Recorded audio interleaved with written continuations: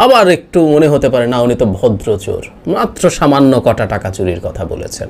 বাংলাদেশের প্রেক্ষাপটে দাঁড়িয়ে ওনাকে ভীষণ সৎ মানুষও মনে হতে পারে, কারণ আমাদের আওয়ামী লীগের পাড়ার টাউটও এখন কয়েক কোটি টাকার হিসাব করার, উনি মাত্র 1,27,00,000 টাকা বা 26 লাখ টাকার কথা বলছেন।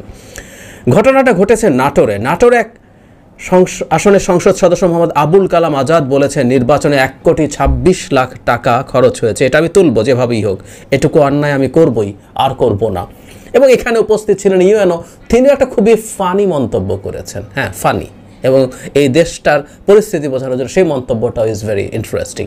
আমি আসছি সেই জায়গায়। তিনি কি বলছেন, 26 মার্চ লালপুর উপজেলা প্রশাসন আয়োজিত স্বাধীনতা দিবসের অনুষ্ঠানে প্রধান অতিথির বক্তব্যে তিনি এই কথা বলেন। পরদিন তার এই বক্তব্যের একটি ভিডিও ক্লিপ দ্য ডেইলি স্টারের হাতে আসে।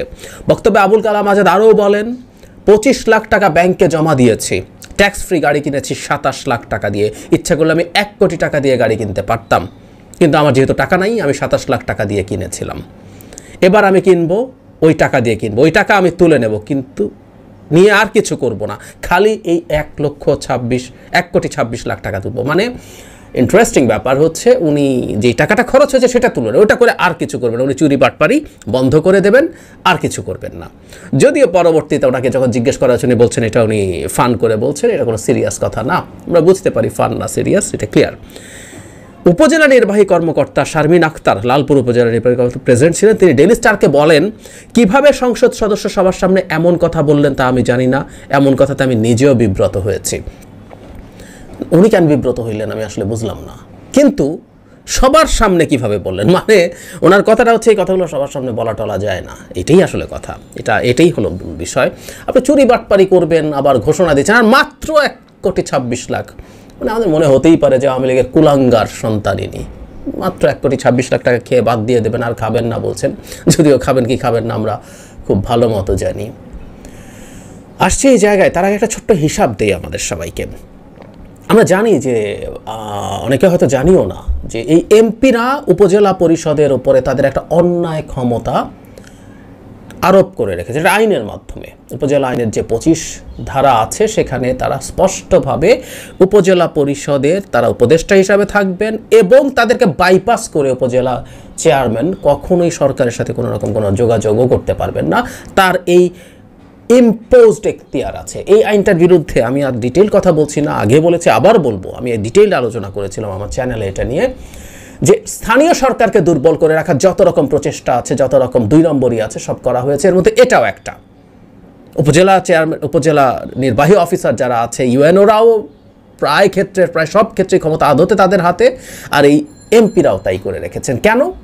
আমরা খেয়াল করি যত উন্নয়ন প্রকল্প আসে এই উপজেলা পরিষদের হাতে, স্থানীয় সরকারের হাতে যাবে বা অন্যান্য যেসব ক্ষেত্রেও যায়, প্রত্যেকটা জায়গায় সরকারের উন্নয়ন প্রকল্প যেগুলো আছে সেগুলোর সাম পার্সেন্টেজ, ধরুন তার এন্টায়ার টেনিউরের মধ্যে 5,000 কোটি টাকার উন্নয়ন প্রকল্প গেল, জাস্ট কম করে বলছি আমি, এটা 10% কত আমরা হিসাব করি তো বুঝতে পারছি, খুব সহজ তাই না?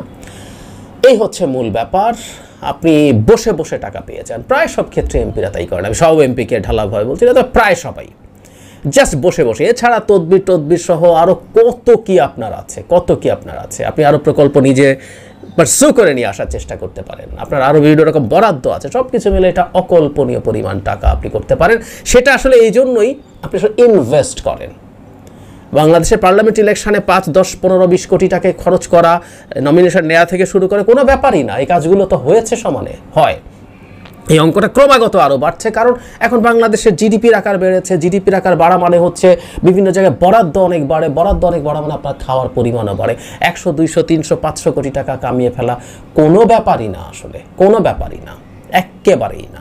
সুতরাং আপনি আসলে ওই টাকাটা ইনভেস্ট করে টাকা তুলছেন না, আপনি এটা ইনভেস্ট করছেন যার কয়েক গুণ টাকা। আপনি 50 কোটি 100 কোটি টাকা খরচও যদি করেন কোনো সমস্যা নাই, তার 10, 15 গুণ 20 গুণ এটা ডিপেন্ড করবে আপনি কোন এলাকার এমপি, তুলে নিতে পারবেন, খুবই সম্ভব।